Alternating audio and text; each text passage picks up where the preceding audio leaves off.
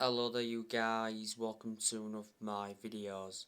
So it says here that Ralph Rangnick already facing Man United dressing room backlash over controversial changes. And it says the mood at Manchester United is very low as the squad struggles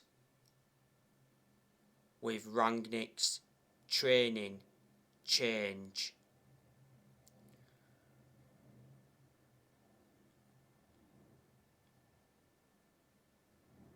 This came out after the 1-1 draw with Newcastle. It was a very poor performance against Newcastle. And Rangnick said he didn't like the performance at all against Newcastle. Manchester United were very lucky to draw at Newcastle. It was Edison Cavani and David De Gea that saved Manchester United.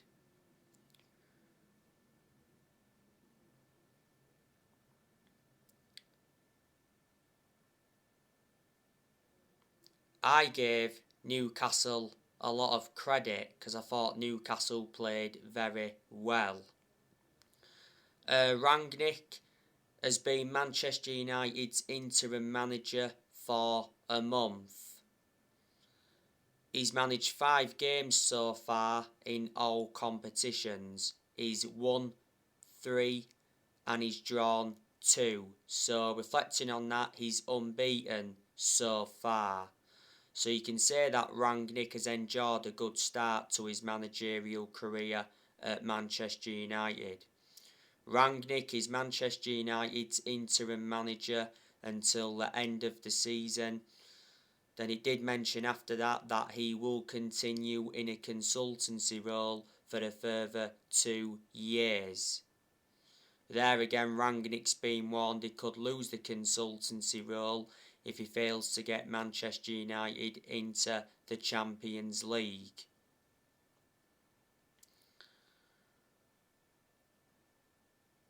Rangnick has been given £75 million to spend for January. There's a lot of players that Manchester United are linked with. Now, obviously, we've been linked with Julian Alvarez from River Plate. He says Man United have been in advanced talks with River Plate for Julian Alvarez, and Manchester United have also been in for Erling Haaland. You know, we revert back to the other week, Rangnick spoke with Erling Haaland's father over the possibility of his son making a move to Man United next year. He says Man United are ready to trigger Erling Haaland's release clause. Haaland's release clause doesn't become active until the summer. His release clause is around £60 million. Manchester United have also been linked with Amadou Haidara. Earlier on this season, Rangnick did mention that he wanted Amadou Haidara as his first signing as Man United manager. Obviously, Rangnick knows the player well because he used to manage RB Leipzig, and Haidara has already admitted that he's a Manchester United fan and a Cristiano Ronaldo fan.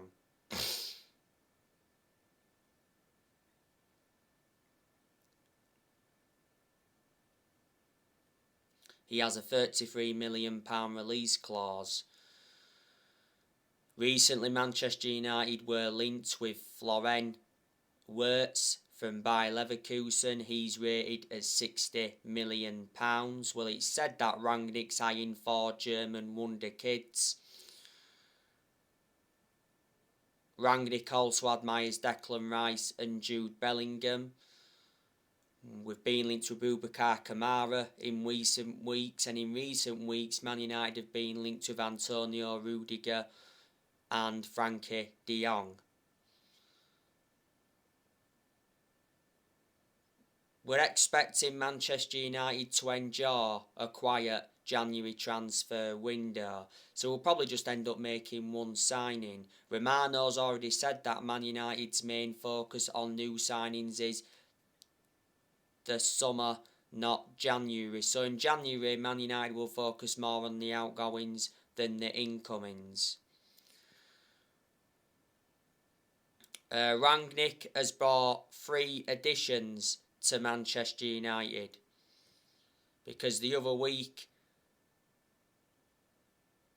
Manchester United confirmed the appointment of Ewan Sharp as an assistant coach and analyst. Earlier on in the season, Rangnick recommended Chris Armisen as an assistant, and he also brought Saz Chalenzin as a sports psychologist. And he said last week that Old Trafford is set for a revamp. You know, Man United are going to increase the capacity to 80,000 fans.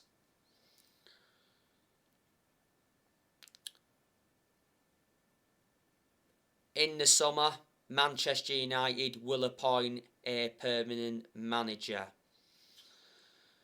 Anyway, Manchester United play Burnley at Old Trafford tomorrow night. It's a 8:15 kick-off. We need to see a far superior performance against Burnley than what we saw against Newcastle. The performance against Norwich over 2 weeks ago was also very poor, but Man United still managed to win that game. You know, the game against Newcastle recently was the first time Man United had played in over 2 weeks, because prior to the Newcastle game, Manchester United had the last 2 games postponed because of positive COVID tests. You know, Man United's games against Brentford and Brighton both got postponed.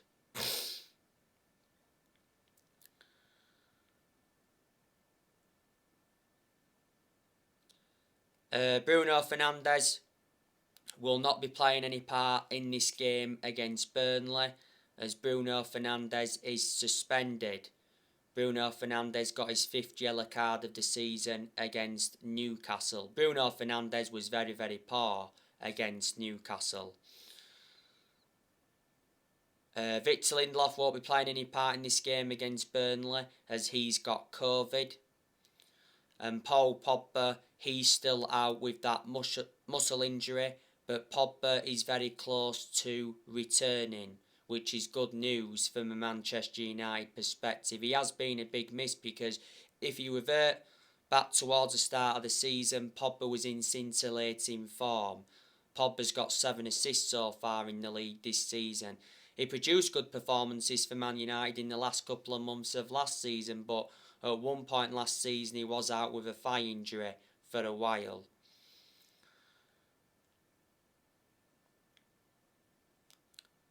If Pogba leaves Man United next year, it'll be the summer, because it's already mentioned that Man United are not negotiating a Paul Pogba transfer next month, so Man United expect Pogba to stay in January, despite the midfielder nearing the end of his contract.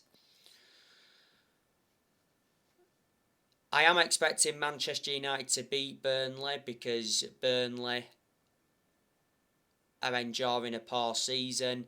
Burnley are 18th in the Premier League, so they are in the relegation zone. Burnley were supposed to be playing Everton not so long ago, but that game got postponed because of COVID.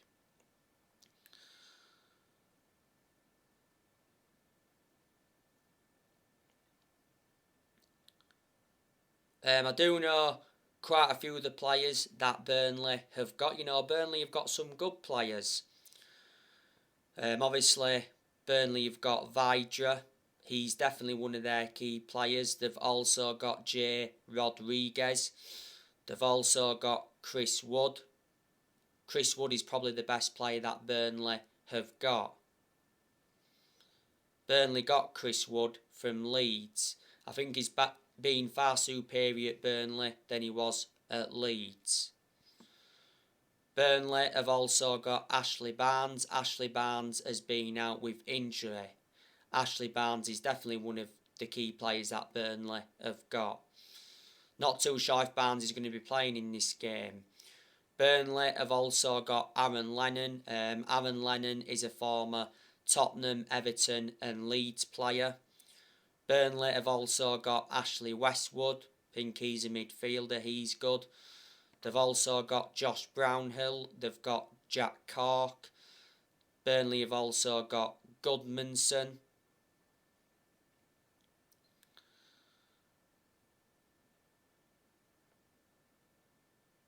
Burnley have also got Maxwell Cornet. He's been out with injury. Burnley have also got Matthew Lawton. He's a defender. They've also got James Tarkowski. He's a very good centre half. They've also got Benjamin Mee. They've got Phil Bardsley. They've also got Eric Peters. Burnley have also got Connor Roberts. Connor Roberts has been out with COVID. Burnley have also got Dale Stephens. I think they got him from Brighton. Dale Stephens has also been out with COVID.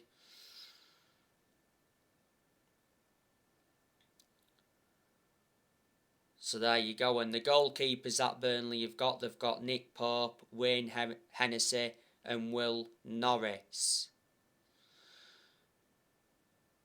Burnley's manager is Sean Dyche. He's been Burnley manager for almost 10 years, so he's been a very long-serving manager. He's got a contract with Burnley until 2025. Before Burnley, Sean Dyche had a spell with Watford.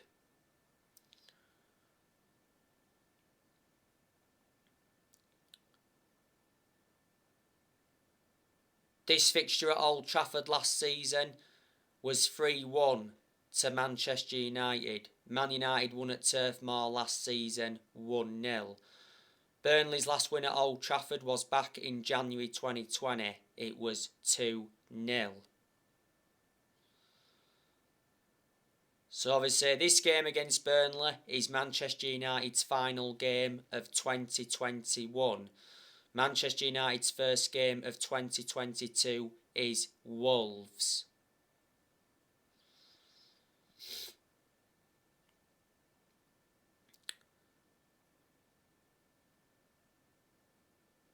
Next year, players are going to depart Manchester United. You obviously know the news on Anthony Martial.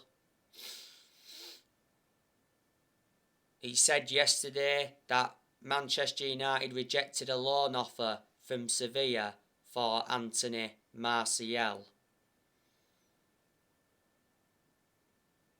He said not so long ago that Sevilla reached an agreement in principle to sign Martial, but Martial's wages are the stumbling block for Sevilla. Martial receives around £240,000 a week at Manchester United.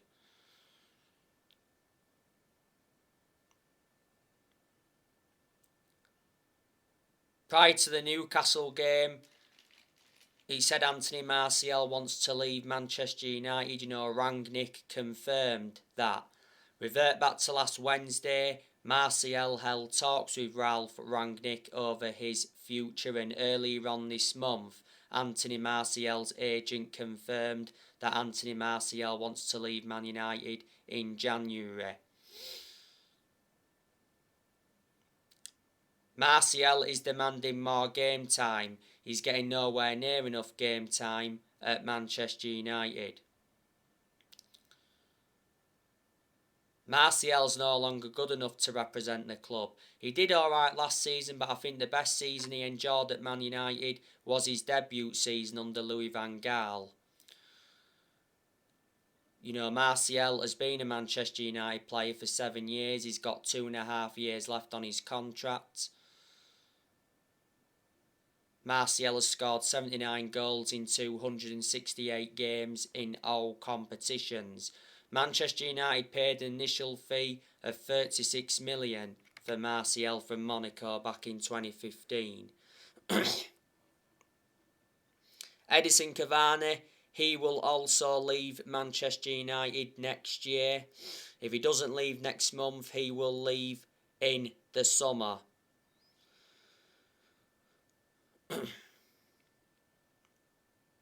It said earlier on this season that Cavani agreed to join Barcelona on an 18-month contract. Obviously, Barcelona are seeing Cavani as a replacement for Aguero because not so long ago Aguero retired due to heart problems.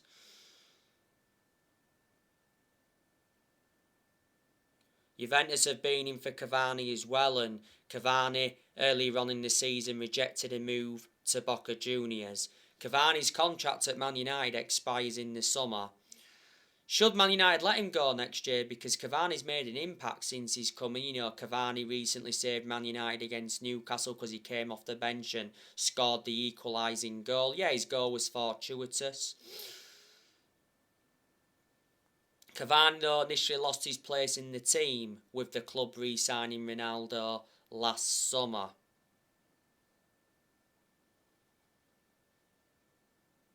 Manchester United got Cavani on a free transfer from PSG back in the summer of 2020.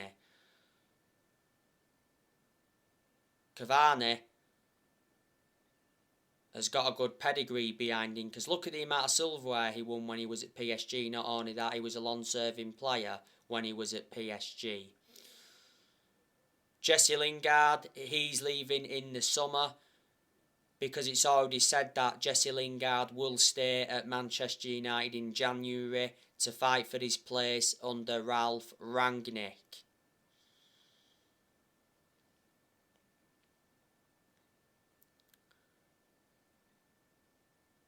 When we had Solskjaer, Lingard wanted to leave Manchester United. Not so long ago, Man United set a £20 million asking price on Lingard for him to leave next month. Newcastle were in for him, but they're no longer in for him now. West Ham want to re-sign him. At the second half of last season, Lingard enjoyed a 4-month loan spell with West Ham and he made an impact. And earlier on this season, I heard that Lingard wanted to go abroad. Lingard doesn't really get in our team. His contract expires in the summer, but he's been part of Man United for a long time, raising up our academy, and he's had his good periods at Man United. He's also had his bad periods. Juan Mata, he'll leave as well next year. Juan Mata's contract at Man United expires in the summer. Because revert back to earlier on this year, Juan Mata signed a 1-year contract extension. Can't understand why we extended his contract for a further year because he doesn't really get in the team, plus he's ageing up and he's lost that yard of pace. But despite all of that, he has had a good career at Man United. He's made over 200 appearances in all competitions and he's scored over 50 goals. And Juan Mata's been a long-serving player. He's been at Manchester United for 8 years. Man United got Mata from Chelsea back in 2014 for 40 million. Brought him in under the David Moyes era.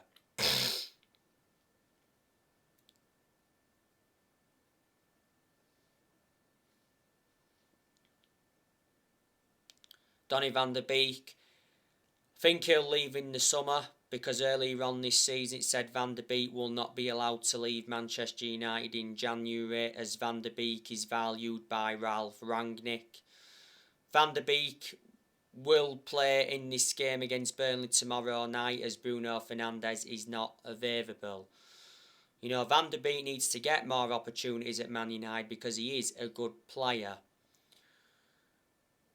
Van der Beek has been a Manchester United player for over a year and a half, and this season has been Van der Beek's second full season at the club. But he's only scored 2 goals for Manchester United. That just explains that he has played nowhere near enough. Man United got him for 40 million with add-ons included. He's got a contract with Man United till 2025. There's an option of a further year, and he's versatile. He can play in 3 different roles.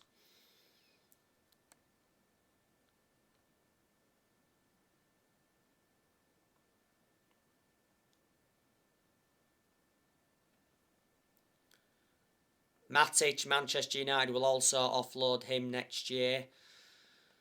Matic is in contention to play in this game against Burnley, as McTominay, I think, went off injured in the game against Newcastle. So I think Matic, will come in for McTominay, like I mentioned on my predicted 11. You know, Matic isn't one of our first choice midfielders, but despite that, he still seems to get his opportunities. Matic is only the predominant centre defensive midfielder that Man United have got. Matic has been at Man United since 2017. Man United got Matic from Chelsea for around £40 million. Like I said, Pogba will leave in the summer, I think.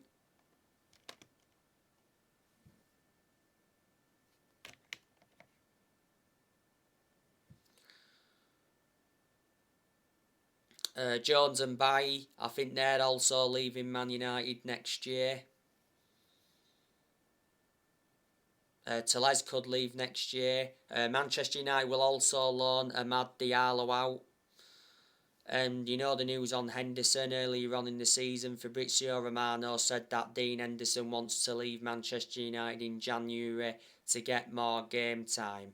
Henderson doesn't really get in goal because last summer De Gea reclaimed the number 1 spot back. Henderson has only made 2 appearances this season. But earlier on this season, Henderson was out with COVID for a while.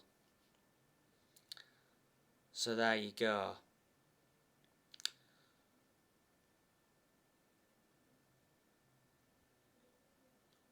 But you know what? I'm expecting more from this Manchester United team. Because Man United have got very, very good players. You know, look who we've got. We've got the best player in the world overall in Cristiano Ronaldo. You know, Ronaldo was very poor against Newcastle recently. You know, didn't create one single chance. But he hardly got any service in the game. Ronaldo could have been sent off as well against Newcastle for that challenge on Ryan Fraser. You know, Ronaldo obviously got a yellow card for that challenge. Mason Greenwood, I don't think he was too bad against Newcastle. I thought he was the best attacking player. At times he looked good at the edge of Newcastle's box. I think Greenwood's done pretty well since he come back from COVID.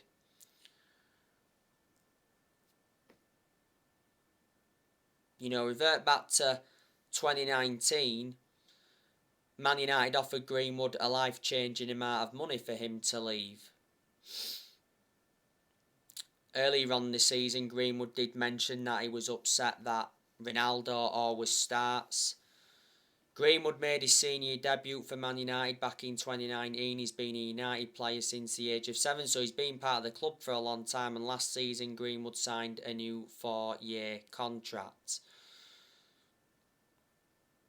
You know, Jadon Sancho, he's also a good player as well.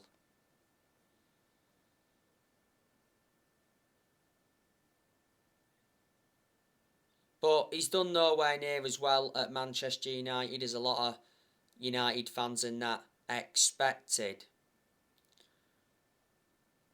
You know, Sancho didn't start against Newcastle recently, but he did come on and weren't that good. I think the best games Sancho's endured since he signed for the club was the games against Villarreal and Chelsea away, because, you know, he scored in both of them games. Sancho's only scored 2 goals for the club so far. Sancho did well in the first half against Crystal Palace, but he faded away in the second half. You know, Man United got Sancho in a deal worth 78 million with add-ons included. Man United paid 73 million up front. Sancho's got a contract with Man United until June 2026 as an option of a further year. Sancho did enjoy 4 good years at Borussia Dortmund before he signed for Man United. Anthony Elanga, you know, I said he looks a good asset for the first team squad. Anthony Elanga obviously played in the games against Young Boys when Man United drew 1-1. He also came on in the game against Crystal Palace. Recently, Anthony Elanga signed a new contract with Manchester United until June 2026. There's an option of a further year. Elanga's made like 5 first-team appearances for Man United. He joined Man United's academy at the age of 12. Marcus Rashford is a good player when he wants to be, but I think Rashford has been very, very poor since he come back from that shoulder problem. Rashford has certainly not been the same player. Rashford missed the first 2 months of the season with that shoulder problem. Rashford was very poor against Newcastle recently, especially in that first half. I thought he slightly improved in the second half, but Rashford's decision making was very poor. He got dispossessed as well a lot in the game. He had a couple of opportunities. There was one chance he had from long range, produced a good save from Dubravka. Rangnick certainly needs to drop Marcus Rashford for the game against Burnley tomorrow night. Well, reports from Spain said the other week that Marcus Rashford could leave Manchester United, because it said Barcelona and PSG are said to be interested in him. Rashford's got 18 months left on his contract, but he has been part of the club for a long time. He's been a United player since the age of 7, and he broke into our senior squad back in 2016.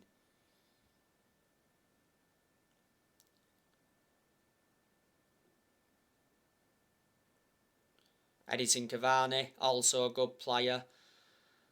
Bruno Fernandes is also a very, very good player as well. But I've got to say, Fernandes has endured a lot of poor games this season.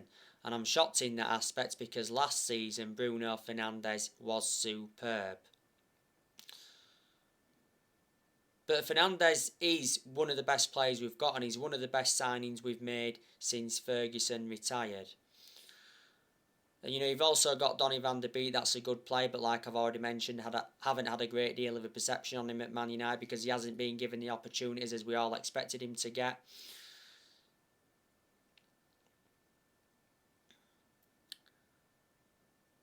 Paul Pogba, he's also a good player as well. He's been a big miss for Man United, so I'm just glad that he's close to returning. Fred was good for a short period of time, because Fred obviously performed well in the games against Norwich, Palace, Arsenal and Chelsea, but he was very poor against Newcastle recently. Fred's not a good player overall, and I've heavily criticised him so many times before. Manchester United got Fred for 50 million from Shakhtar Donetsk a few years ago. Alex Telles, I think he's a decent left back. Telles is our first choice left back under Rangnick. Telles, though, weren't that good against Newcastle recently. I don't think he was brilliant against Norwich. He was better against Norwich than he was against Newcastle, I'd say. But I thought Telles was far superior in the games against Crystal Palace, Arsenal and Chelsea than he was in the games against Norwich and Newcastle. Luke Shaw is a good left back overall, but Luke Shaw's been very poor in a lot of games this season when he has been fit. And I'm shocked in that aspect, because if you revert back to last season, Luke Shaw was absolutely superb. Luke Shaw's going to find it hard to get in the team now, because like I've just mentioned, Telles seems to be our first choice left back under Rangnick. We've got Eric Bailly. That's a good centre-half as well, but Bailly doesn't get in the team much, does he? Bailly lost his place in the team a while ago with the club signing Varane last summer, and obviously Lindelof's been preferred to Bailly. Don't ask me why, because Bailly is a far superior centre-half to Lindelof. Obviously Man United's first choice centre-backs are Varane and Harry Maguire. But Bailly, he's done well in a lot of the games he's played in this season. Apart from the game when we lost 2-0 to Man City, Bailly was very poor in that one. My only element of concern about Bailly is injury prone. Rafael Varane's a good centre-half as well. He seems to make the difference when he's playing. Yes, he was poor against Newcastle, but that was his first appearance since the 2-2 draw against Atalanta. You know, Varane was to blame for Newcastle's goal because he gave away the possession in the build-up to the goal, and he misplaced quite a few passes in the game against Newcastle. Varane's just recovered from a hamstring injury. Earlier on in the season, Varane had a groin injury, and he was out with that groin injury for a few weeks. Maguire, he's a good centre-half when he wants to be, but he just hasn't really proven how good he can be at Manchester United, because he's endured a lot of poor games. He's endured good games, but he's endured a lot more bad games than good games. And Maguire is enduring a dreadful season. Maguire was poor against Newcastle recently. Misplaced passes like Varane did. He made a mistake early on against Newcastle that could have been costly. Early on in the season, Maguire had a calf injury, like I said, and towards the end of last season, he had ligament damage in his ankle as well. Maguire certainly wasn't worth the £80 million that Manchester United paid for him. Diego Dalot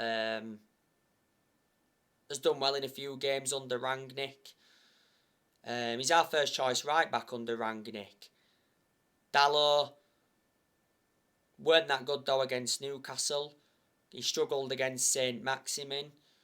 His crossing was quite poor, but he did create Edison Cavani's equaliser to his credit. Dalot played against Norwich over 2 weeks ago. Weren't that good in that one, but he was better against Norwich than he was against Newcastle. You know, Dalot was good in the games against Crystal Palace and Arsenal earlier on in the season.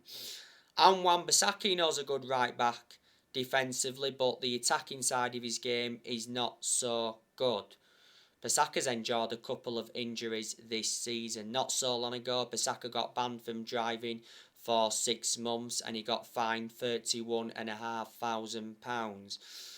You know, Manchester United have got De Gea. You know, that's a very, very good goalkeeper. He's back to his best now. You know, he's done really well this season. De Gea recently saved Man United against Newcastle. He made several key saves in that second half.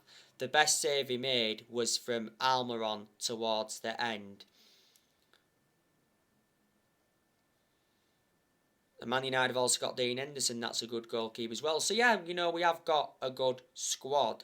So we've just got to start performing. That's all Rangnick's demanding, basically. So anyway, guys, that's everything to update you with. Drop your comments, likes below on the channel if you do. Consider subscribe as always, and take care. God bless. See you all again very soon.